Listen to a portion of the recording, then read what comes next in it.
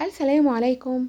أنا نيفين فخري، وفيديو النهاردة هيبقى عن طريق عمل أقراص الاستحلاب لتهدئة الكحة.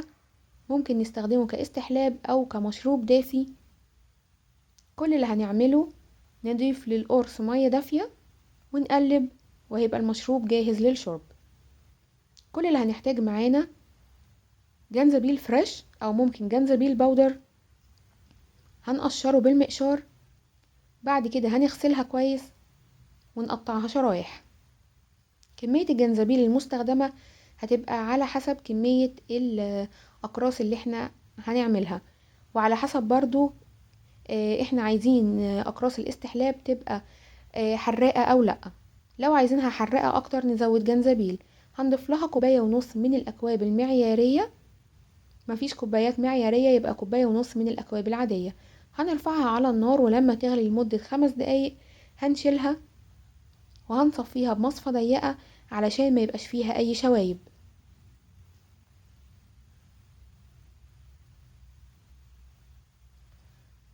هنضيف سكر 1.5 كوباية سكر، على قد بالظبط كوبايات المية اللي انا حطيتها. انا حطيت 1.5 كوباية مية، هنضيف لها 1.5 كوباية سكر، وهنقلب كويس جدا ونتأكد ان السكر داب قبل ما نرفعه مرة تانية على النار. كده تمام، السكر داب كويس قوي ورفعناه على النار. هنضيف له معلقة من القرنفل البودر. مفيش قرنفل بودر هنضيف له قرنفل صحيح، وبعد كده نبقى نشيله. معلقة كبيرة من عسل الجلوكوز. لما يغلي الخليط معانا كويس قوي هنبتدي بالفرشة السيليكون نشيل اللي في الجوانب علشان الخليط ما يسكرش مننا. بعد ما يغلي شوية هبتدي احط له معلقة عسل، ممكن ازود عسل عن كده.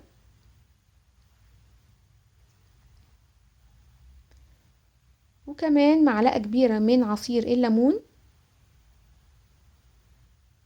هقلبه كويس جدا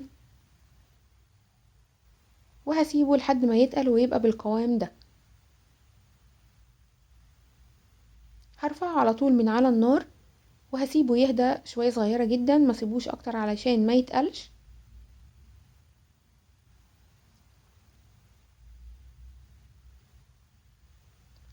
هحضر معايا قوالب سيليكون.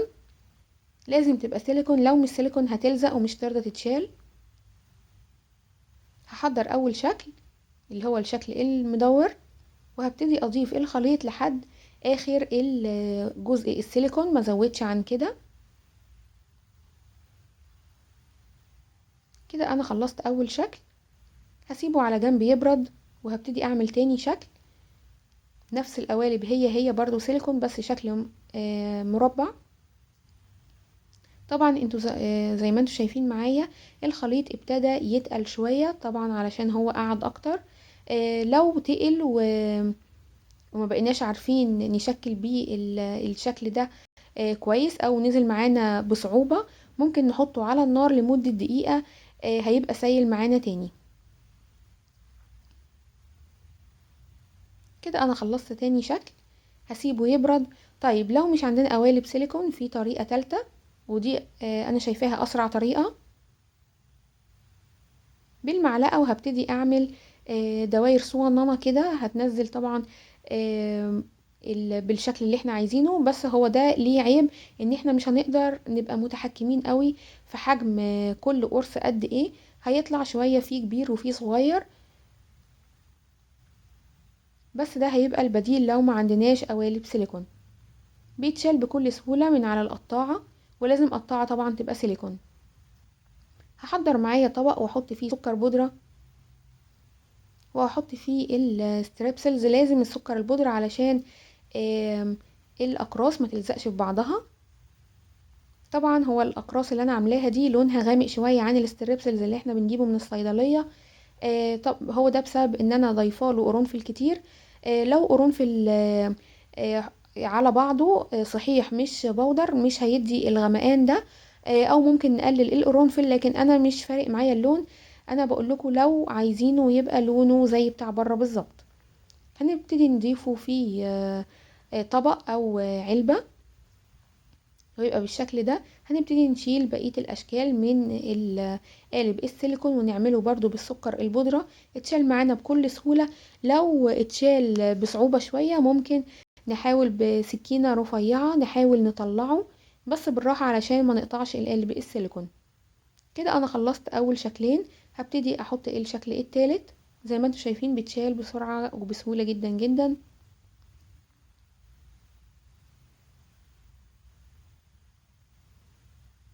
طبعا لو اطفال صغيرين هنديها من الحجم الصغير اللي احنا عملناه على القطاعة، او لو عندكم قوالب سيليكون حجمها اصغر شوية عشان ده هيبقى كبير عليهم. وعلى فكرة هو طعمه في الاخر مش حراق خالص وطعمه جميل جدا جدا. ممكن حتى ناكله زي البونبوني من غير خالص ما يبقى عندنا لا قدر الله كحة او اي مشكلة في التهاب الحلق. ده كان الشكل النهائي ليه. زي ما انتم شايفين اتعمل بسرعة جدا بمكونات طبيعية وموجودة في البيت. بصوا الشكل عامل ازاي.